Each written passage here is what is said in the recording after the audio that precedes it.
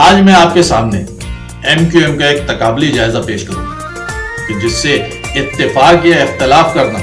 آپ کا جمہوری حق ہے، اور اس کا آغاز میں وہاں سے کروں گا کہ جب اس جماعت اور اس کے بانی اور قائد جناب الطاف حسین صاحب کو عوامی سطح پر پذیرائی ملنا شروع ہوئی۔ ویسے تو 18 مارچ 1984 کو بننے والی اس جماعت نے باقاعدہ اپنے سیاسی سفر کا آغاز کر دیا تھا، لیکن ان کو پہچان اور عوامی مقبولیت 8 اگست 1986 کو نشتر پاک سے ملی کہ جسے ان وقتوں میں ہونے والے جلسوں میں ایک بہت بڑا جلسہ مانا جاتا ہے۔ بس یہی وہ وقت تھا کہ جب ایم کیو ایم کے بانی اور قائد جناب الطاف حسین صاحب کو کراچی، حیدرآباد سمیت سندھ کے شہری علاقوں میں بھارت سے ہجرت کر کے آنے والی اردو اسپیکنگ آبادی نے بلا شرکت غیرے اپنا مسیحا اور رہنما ماننا شروع کر دیا، اور یوں پہلی بار اردو زبان بولنے والی اس کمیونٹی کو لفظ مہاجر کے طور پر پہچان اور شناخت ملی، جس کا کریڈٹ یقیناً الطاف حسین صاحب کو جاتا ہے۔ میں آج کے اس ویلاگ میں تھیوریٹیکلی ایم کیو ایم کو 3 حصوں میں تقسیم کر کے یا اس کے 3 ادوار کا جائزہ آپ کے سامنے پیش کروں گا۔ یعنی اگر اس کو کیٹیگرائز کیا جائے تو پہلا دور جو 1986 سے 1997 تک کا دور تھا،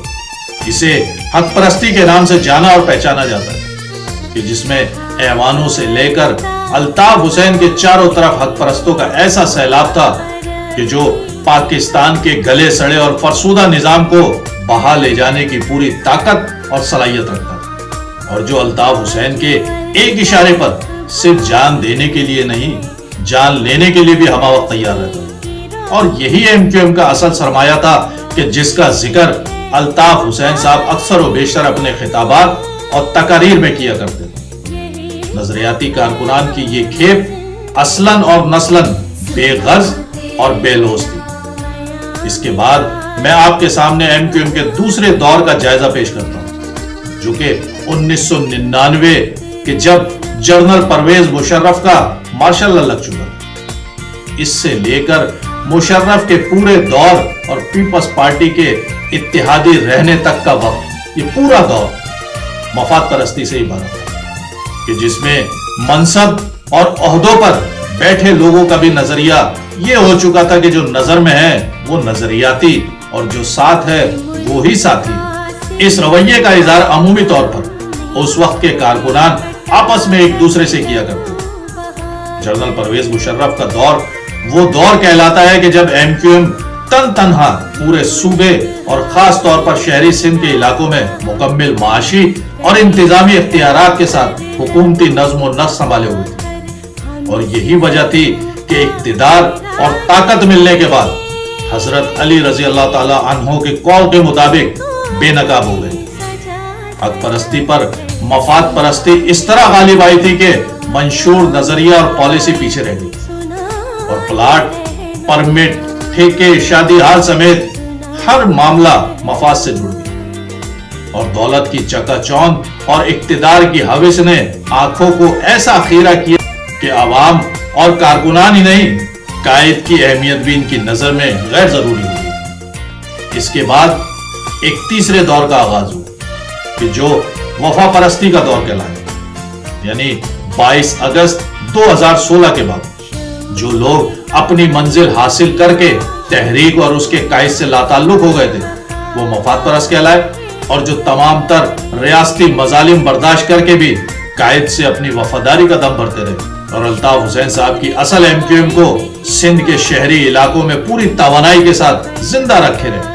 وہ وفا پرست کہلائے۔ یوں حق پرستی کے بعد مفاد پرستی اور آخر میں وفا پرستی کا دور سامنے آیا۔ یہ میں نے آپ کے سامنے تھیوریٹیکلی ایم کیو ایم کے 3 ادوار رکھے۔ اب میں آپ کے سامنے ایم کیو ایم کا پریکٹیکلی جائزہ پیش کرتا ہوں۔ اسے میں 2 حصوں میں اس طرح تقسیم کروں گا کہ ایک وہ دور کہ جب الطاف حسین صاحب جو خود پاکستان میں اپنے کارکنان اور عوام میں موجود تھے، جبکہ دوسرا وہ دور کہ جب الطاف حسین صاحب پاکستان سے حالات کے جبر کے تحت جا چکے۔ تو پہلے ذکر پہلے دور کا کہ جہاں ان کا اپنے کارکنان سے روزانہ کی بنیاد پر انٹریکشن رہتا تھا،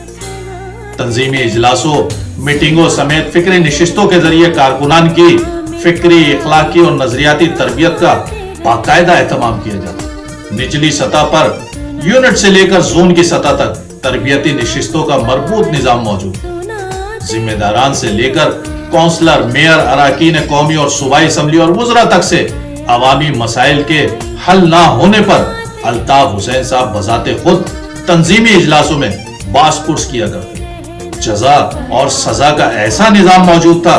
कि किसी भी गलत काम करने पर कारकुनान से लेकर जिम्मेदारान तक को सजा का खौफ रहता था, और वो सजा मुअत्तली और तंजीम से इखराज की सूरत में हुआ करती। ऐसे ही अच्छे काम करने वालों को भी तंजीमी तौर पर ना सिर्फ सराहा जाता था, बल्कि उन्हें तंजीमी जिम्मेदारियों पर भी लाया जाता था। तंजीम के इसी डिसिप्लिन और नज्म ज़ब्त ने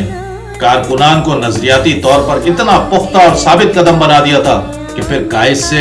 रिश्ता रहबर और रहनुमा से ज्यादा रूहानी तौर पर मजबूत हो गया। अल्ताफ हुसैन की कुर्बत, सोहबत और तरबियत के नतीजे में तैयार होने वाले कारकुनान की ये वो खेत थी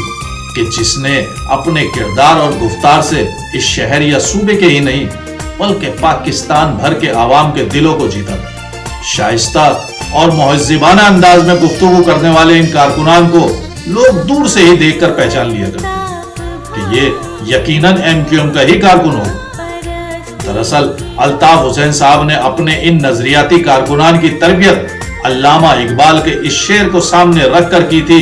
कि जो किसी भी इनकलाबी तहरीकों का खासा हुआ करता था कि तुम दिए बादे मुखालिफ से ना घबरा ए आका, ये तो चली है तुझे ऊंचा उड़ाने के लिए। यानी पाकिस्तान के फ्यूडल सिस्टम और मौरूसी निजाम के खिलाफ इन कारकुनान की तरबियत की गई। यही वजह थी कि जब तक अल्ताफ हुसैन साहब पाकिस्तान में अपने कारकुनान के दरमियान मौजूद रहे, इस शहर के मकीनों को सुकून और इत्मीनान रहा।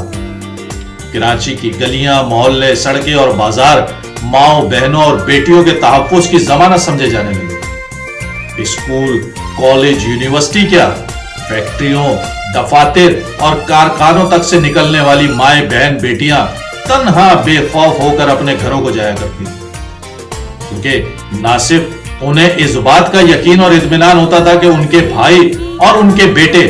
उनकी इज्जतों की हिफाजत पर मामूर हैं, बल्कि शहर के चरसी, मवाली और ओबाश नौजवानों को भी इस बात का खौफ होता था कि अगर किसी खातून या फैमिली को परेशान या तंग किया तो उसके नताइज क्या निकले। यही वो एतमाद और यकीन था कि जिसने आवाम को MQM और अल्ताफ हुसैन का दीवाना बना दिया। लोग पुलिस और अदालतों से ज्यादा एतमाद इनके यूनिट, सेक्टर और UC ऑफिस पर करने लगे कि जहां इनके छोटे छोटे मसाइल फौरी तौर पर हल हो जाया करते। अल्ताफ हुसैन के लगाए इस पौधे ने एक सायादार शजर बनकर इस शहर को मसाइल और एहसासे महरूमी की झुलसती धूप में छांव बख्शी, और यही वो अपनाइयत और एहसासे तहफ्फुज़ था कि जो आज भी इस शहर को तन्हाई और जहनी तनाव के बावजूद मरने नहीं दे रहा। अब आ जाइए उस दौर की तरफ कि जो उनके पाकिस्तान से जिला वतन होने के बाद इस शहर ने भुगता। रऊनियत और फिरौनियत से शुरू होने वाला दौर कि जो आज तक लम्हा लम्हा इस शहर की आवाम और खुद अल्ताफ हुसैन साहब के नजरियाती कारकुनान के ख्वाबों और उम्मीदों को लहूलुहान कर रहा। अल्ताफ हुसैन साहब के पाकिस्तान से चले जाने के बाद MQM में शमूलियत इख्तियार करने वाले कारकुनान अल्ताफ हुसैन या उनके नजरियात की बुनियाद पर नहीं आए,